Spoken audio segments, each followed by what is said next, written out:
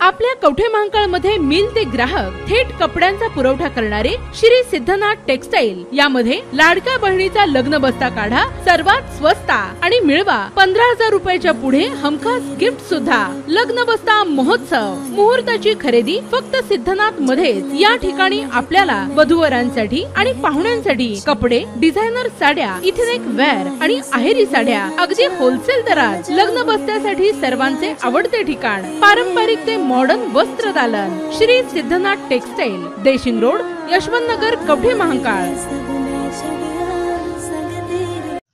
कौटुंबिक कलहातून नवऱ्याने पत्नीचा डोक्यात बांबू घालून केला खून।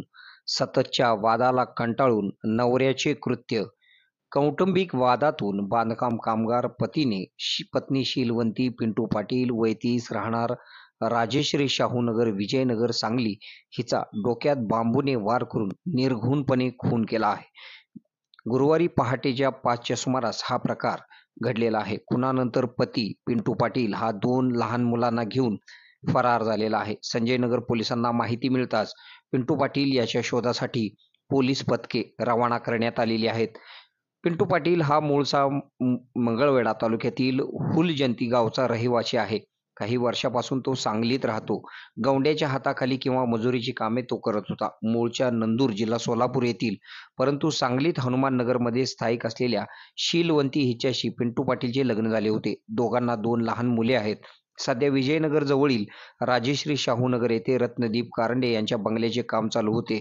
तेथे देखरेखीसाठी शेडमध्ये पिंटू पाटील व शीलवंती 2 मुलांसह राहत होते। शीलवंती ही बांधकामाच्या ठिकाणी पाणी मारायचे काम करत होती, तर पिंटू पाटील हा मजुरीवर कामात जात होता। काही दिवसांपासून पिंटू व शीलवंती यांच्यात किरकोळ कारणावरून सतत वादविवाद होत होते। या वादास कंटाळून शीलवंती दिनांक 13 जून रोजी घर सोडून निघून गेलेली होती।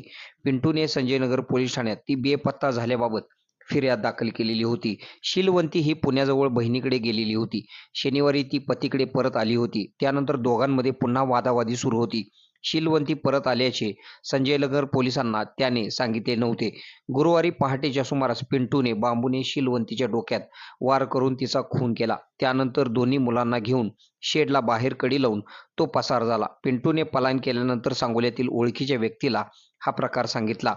त्या व्यक्तीने संजयनगर पोलिसांना याबाबत घटनेची माहिती दिली।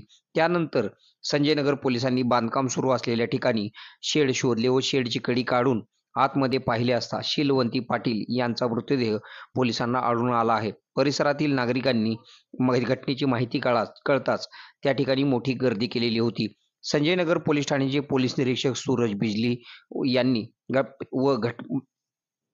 पथक घटनास्थळी तात्काळ दाखल झाले। पोलीस उपाधीक्षक विमला एम यांनी देखील घटनास्थळी येऊन पाहणी केली। त्यानंतर तपासाबाबत अधिकाऱ्यांनी सूचना केलेल्या आहेत। आपल्या भागातील बातम्या पाहण्यासाठी आमचे न्यूज चॅनल सबस्क्राईब करा व लाईक करा। मुख्य संपादक कुणाल कोठावळे, के मराठी न्यूज नेटवर्क। आता शहरासारख्या आधुनिक उपचारांची सोय थेट आपल्या गावात। आशीर्वाद multi speciality hospital, Kavathe Mahankal, आरोग्याचं योग्य ठिकाण। अनुभव संपन्न तज्ञ डॉक्टरांच्या देखरेखीखाली उपचार करत आहेत डॉक्टर आलमगीर मुजावर, MS आयुर्वेद शल्य। आयुर्वेद शल्य चिकित्सेत विशेष कौशल्य। मूळव्याध, भगंदर, गुदद्वार विकार, पोट विकारांवर 100% उपचारांची खात्री। उपलब्ध सेवा अत्याधुनिक लेझर मशीनने वेदनारहित उपचार, दुर्बिणीद्वारे तपासणी, अचूक निदान, योग्य उपचार।